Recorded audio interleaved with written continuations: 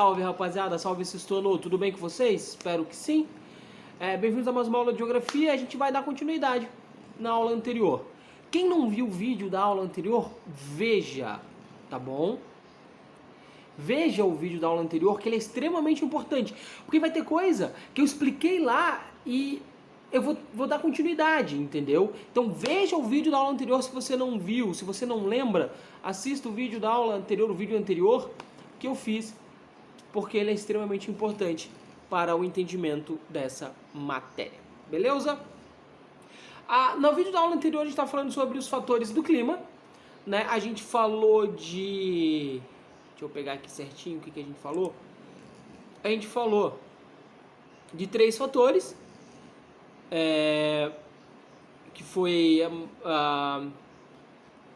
agora sumiu aqui, pode dar. Foi a altitude, maritimidade e continentalidade, que é o mesmo, e também a latitude, certo? Eu não vou explicar novamente o que esses fatores do clima fazem, eu não vou explicar novamente o que são os fatores do clima, porque tudo isso eu expliquei no vídeo anterior. O vídeo anterior é esse, que é o vídeo da aula passada, ok? Qualquer dúvida sobre isso, volta na aula passada, porque é muito importante. Aqui a gente vai trabalhar um novo, mais um fator climático, que é a vegetação. A cobertura vegetal influencia no clima de diversas maneiras, certo? E para a gente entender um pouco mais sobre isso, você vai começar a ler na página 188 do livro de Geografia, que a gente vai ler juntos. A gente vai fazer, eu esqueci de falar, a gente vai fazer sobre 3 fatores do climático, são os 3 últimos, né?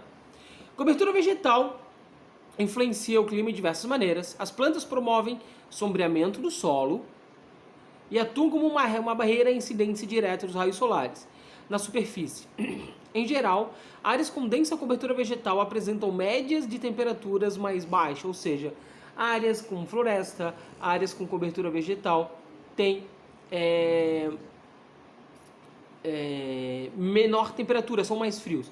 Só abrir um parênteses rápido aqui, se você ouvir um ronco, é meu cachorro que está dormindo aqui do meu lado. Então, ele está roncando porque ele está dormindo, né? Mas continuando. Então assim, a sombra que as árvores e a vegetação faz, ela proporciona um modo de resfriar a temperatura, deixando a região mais fresca. A vegetação também influencia na umidade do ar, pois as plantas captam água do solo pelas raízes e transferem-na para a atmosfera por meio de suas folhas durante a transpiração. Sim, as árvores suam, e por elas suarem, elas jogam a água que elas tiram do subsolo para o ar. Ou seja, aumenta a umidade do ar, também aumenta as chuvas. Então, áreas com maior vegetação tendem a chover mais. Em locais de maior vegetação, chove muito mais. Áreas florestadas chovem mais. É só a gente olhar o exemplo da Amazônia. A floresta amazônica, por exemplo, influencia no regime de chuvas, não só da região que abrange, mas também de grande parte da América do Sul. Se você olhar essa imagem aqui do lado, ela é a mesma imagem que você vê na página 188. E o que acontece? Eu falei agora há pouco que as árvores jogam água no céu, transformando vapor de água em nuvem. Nuvem é água evaporada. Vocês aprenderam isso lá no 4º e no 3º ano. Vocês aprenderam sobre isso. O que acontece? Como a floresta amazônica ela é muito grande, muito grande. Acompanhe comigo. 1, 2, o 3, tá vendo ali a setinha? Tanto na página 188 quanto aqui. No 1, a evaporação das águas do Oceano Atlântico, originam-se os ventos carregados de umidade. Ou seja, o calor do Oceano Atlântico, perto da linha do Equador, como a gente aprendeu na aula passada, é mais calor. Então, essa água, ela evapora, com a evaporação dessa água, criam-se ventos que empurram essa água em direção do continente, em direção ao número 2. Os ventos carregados de umidade seguem para o interior do continente, gerando chuva nos locais onde passam. Afinal, umidade gera nuvem, nuvem gera chuva. 3. A transpiração das espécies vegetais aumenta a umidade, ou seja, você pega muita umidade, que gerou muita nuvem, e aumenta essa umidade, gerando mais nuvens ainda. 4. Os ventos carregados de umidade alcançam a Cordilheira dos Andes. Lembra que eu falei, eu vou falar sobre o relevo daqui a pouco, é o nosso próximo fator climático. Mas o que acontece na Cordilheira dos Andes? A Cordilheira dos Andes é montanhas, né? Aqui vocês não estavam vendo. Aqui, montanhas, e o vento esbarra nessas montanhas, então ele não passa para o outro lado, o vento fica ali. Então chove muito de um lado da Cordilheira dos Andes, chove muito, e ali dá origem às nascentes dos grandes rios, como o Rio Amazonas, por exemplo. Uma parte da umidade retorna ao Brasil, podendo causar chuvas em outras regiões, principalmente no sudeste brasileiro e no sul do Brasil, né, no parte do interior do sudeste e do sul do Brasil. Os ventos carregados de umidade alimentam rios do sudeste e do sul do Brasil e dispersam pelo Paraguai e pela Argentina. Então, a floresta amazônica, ela gera chuva, umidade, que vai ser a chuva daqui. Eu não tenho mapa mundi, se eu explicar isso na sala de aula seria muito mais fácil. Mas se você traçar uma linha que pega o sul-sudeste do Brasil, a mesma região na África, na mesma altura, na mesma latitude e na Oceania, você vai ver que você tem um deserto na África e um deserto na Oceania. E não tem um deserto aqui na América do Sul. Justamente porque nós temos a floresta amazônica. Eu vou botar um mapa mundi aqui, o mapa dos desertos. Desapareci. Vocês estão vendo um mapa mundi aqui. Tá vendo? Eu vou dar até um tempo para vocês pesquisarem aqui, olhando na tela, olhando no celular ou no computador. Se vocês acham o deserto da Namíbia e os desertos da Austrália, os desertos centrais da Austrália, desertos australianos, acharam, né? Se você traçar uma linha em cima da tela, reta, que ligue o deserto da Austrália ao deserto da Namíbia, e continuar essa linha, você vai chegar ao Brasil, ao sudeste e ao sul do Brasil. E aqui é o único lugar que não vai estar escrito em deserto nenhum. Do outro lado vai ter o deserto do Atacama, né, que é aí no Chile. Não existe um deserto no sudeste do Brasil, São Paulo, Minas Gerais, no sul, Paraná, Santa Catarina, principalmente, justamente por causa desses ventos e da umidade da floresta amazônica.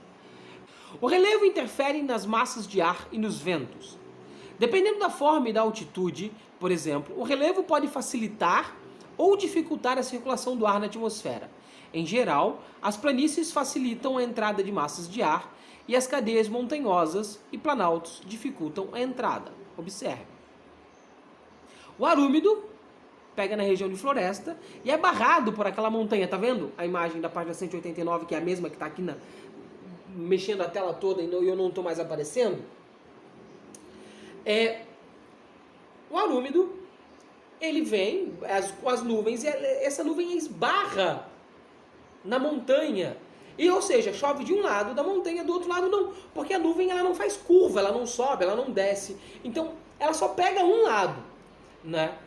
Vários locais do mundo são muito secos, não chovem por estar do lado errado da montanha, né? Ou do planalto, enfim, ou da área de relevo importante.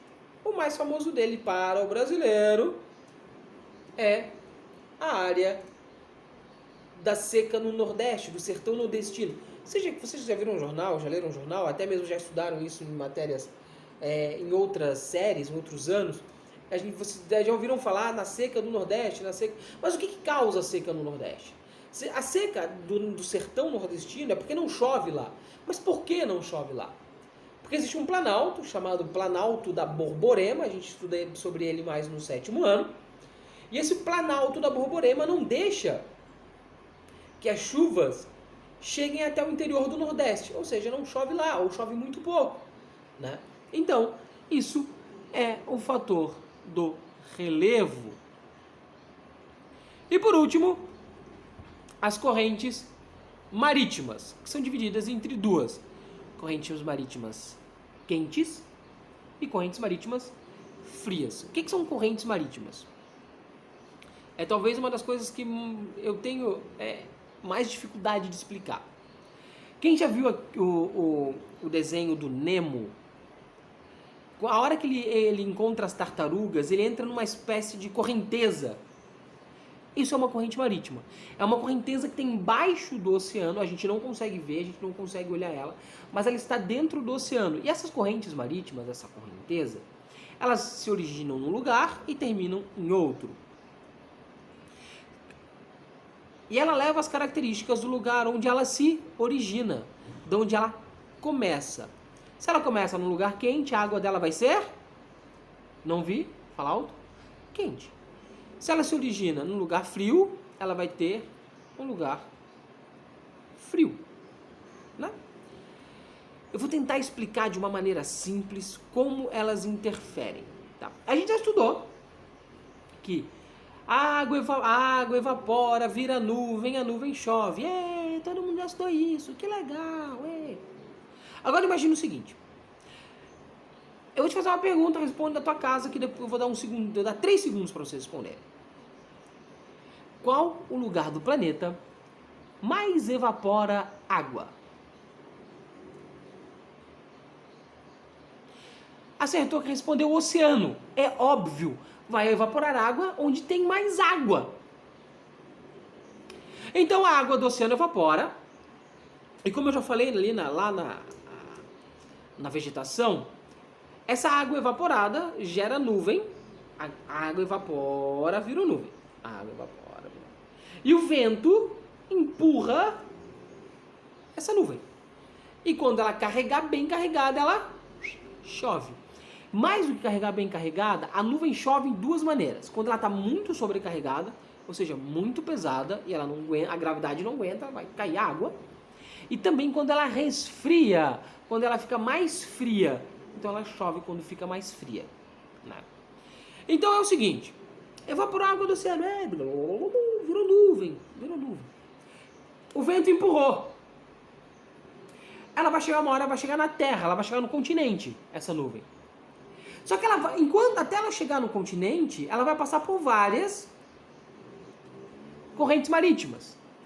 Quando ela passa por cima de correntes marítimas quentes, vai evaporar mais água quente, vai aumentar essa nuvem, e essa nuvem vai ficar maior e ela vai chover no continente, que é quando essa nuvem vai resfriar. Quando ela resfria, porque ela está recebendo água quente, ela vai continuar quente. Quando você está recebendo vapor, ela vai continuar quente. Quando ela chegar no continente, ela vai parar de receber essa água quente, vai resfriar e vai chover. Ou seja, locais de continente próximo a correntes marítimas quentes, você vai ter muita chuva. Vendo o mapa, desapareci. É legal desaparecer. Eu gosto.